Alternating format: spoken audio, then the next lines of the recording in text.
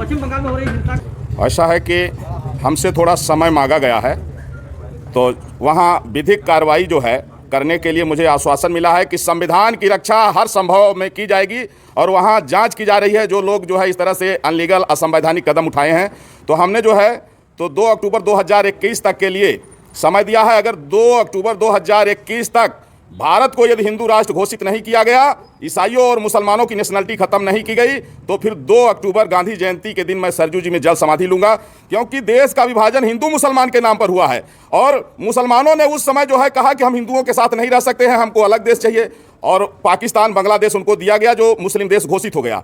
तो कम से कम दुनिया में एक देश तो हिंदुओं के लिए बचे। आज दुर्भाग्य है कि वेस्ट बंगाल में जितने यहाँ के मुसलमान हैं वो भी रोहिंग्याओं के साथ मिलकर के एक तरफ से हिंदुओं की हत्या कर रहे हैं, और उसी तरह जो है तो तमिलनाडु में हो रहा है, केरल में हो रहा है। जहाँ भी मुस्लिम आबादी ज़्यादा है उनको पाकिस्तान से प्रेम है, लेकिन हिंदू और हिंदुस्तान से नफरत है।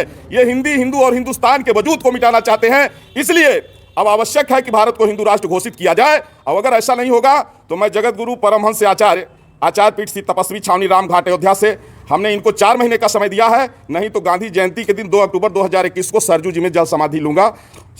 आशा करता हूं कि आदरणीय प्रधानमंत्री नरेंद्र मोदी जी के नेतृत्व में संविधान की रक्षा के लिए यह महत्वपूर्ण कदम जरूर उठाया जाएगा।